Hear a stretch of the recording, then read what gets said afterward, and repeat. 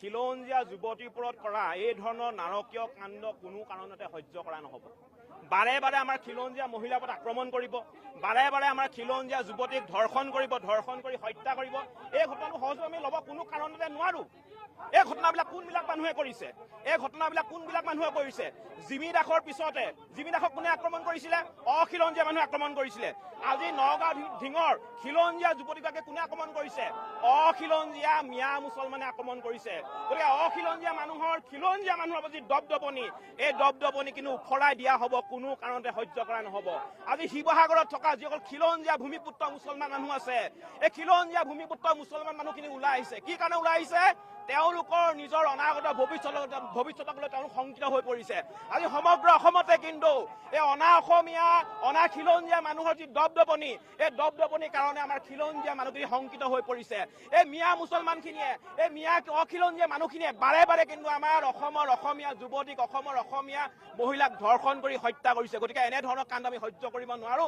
আমাৰ স্পষ্ট কথা, এই মিয়া যিসকল মুছলমান আছে, মিয়া যিসকল অখিলঞ্জীয়া মিয়া আছে, এই হত্যাকাণ্ডৰ লগত যিসকল জড়িত হৈ আছে, তেওঁলোকক আমি ৰাজহুৱাভাৱে ফাঁচি দিয়া আমি দাবী উত্থাপন কৰিছো।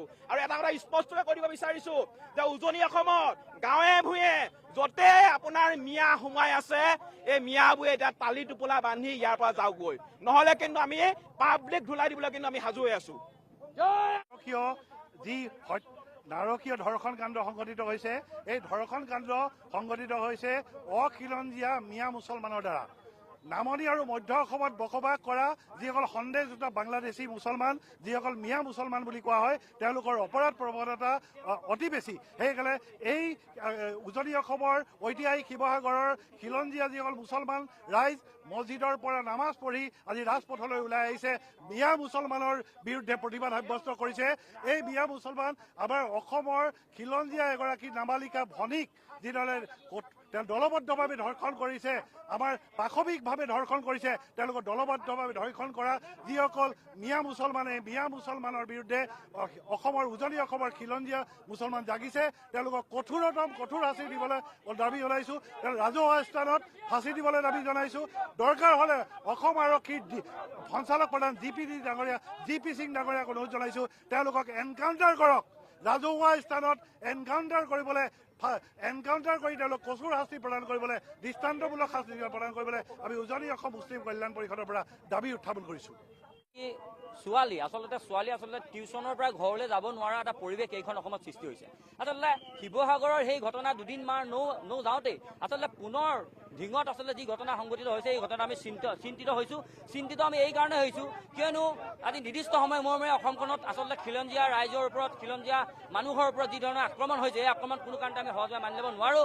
আৰু এটা কথা আমি স্পষ্ট ভাষাৰে জনাই দিছোঁ যে ধৰ্ষণকাৰী কোনো ধৰণৰ তেওঁলোকৰ ধৰ্ম নাথাকে। আচলতে সি দৰকাৰ হ'লে মিয়াই হওক, সি দৰকাৰ হ'লে বণিক গোষ্ঠী হওক, যোনেই নহওক কিয়, তেওঁলোকৰ ওপৰত শাস্তি এটাই হ'ব লাগে যে সেই শাস্তি এটাই, সেই শাস্তিটোৱে যে তেওঁলোকে ফাঁচি দিয়াৰ ব্যৱস্থা কৰিব লাগে। আৰু যিসকল লোকে ফাঁচি দিয়াৰ ব্যৱস্থা কৰিবলৈ আমি দাবী উত্থাপন কৰিছোঁ প্ৰতিবাদ চলি পৰা কোনো কাৰণতে তেওঁলোকক আমি চৰকাৰলৈ অনুৰোধ জনাইছোঁ, তেওঁলোকক যাতে জেললৈ নি তেওঁলোকক লালন পালন কৰি খুৱাই বোৱাই ৰখাৰ কোনো কাৰণতে তেওঁলোকৰ ৰাজহ খৰচ কৰাৰ ব্যৱস্থা কৰিব নালাগে আমি প্ৰতিবাদ চলি পৰা দাবী উত্থাপন কৰিছোঁ।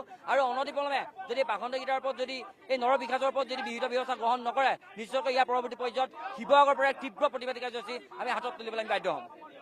অখিলঞ্জীয়া মুছলমানসকলৰ আচলতে যি দপদপনি, এই দপদপনি অসমত বন্ধ হ'ব লাগিব।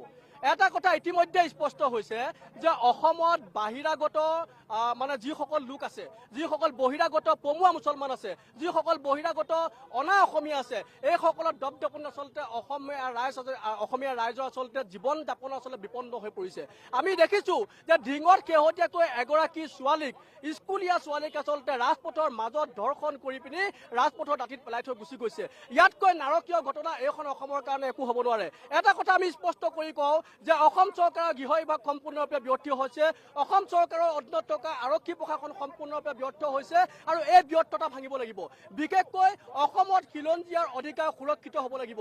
আমি যিদৰে দাবী উত্থাপন কৰিছোঁ, অসমত খিলঞ্জীয়াৰ অধিকাৰ সুৰক্ষিত কৰিবৰ কাৰণে আইনৰ ঊৰ্ধত থাকি হ'লেও এই চৰকাৰখনে কাম কৰিব লাগিব। এই ঢিঙৰ ঘটনাৰ লগত আচলতে যিসকল ব্যক্তি জড়িত হৈ আছে, যিসকল যিসকল অপৰাধী জড়িত হৈ আছে তেওঁলোকক ৰাজহুৱা স্থানত ফাঁচি দিয়াৰ ব্যৱস্থা কৰিব লাগে। এনেকুৱা ধৰণৰ দৃষ্টান্তমূলক শাস্তি দিয়াৰ ব্যৱস্থা কৰিব লাগে যাতে যিকোনো অপৰাধীয়ে ভৱিষ্যতে এনেকুৱা ধৰণৰ কাম কৰাৰ আগত 100 বাৰ ভাবিবলৈ বাধ্য হয় যাতে আমি আৰু এনেকুৱা কাম নকৰো, এনেকুৱা কাম কৰিলে আমাৰ এনেকুৱা ধৰণৰ পৰিস্থিতিৰ উদ্ভৱ হ'ব।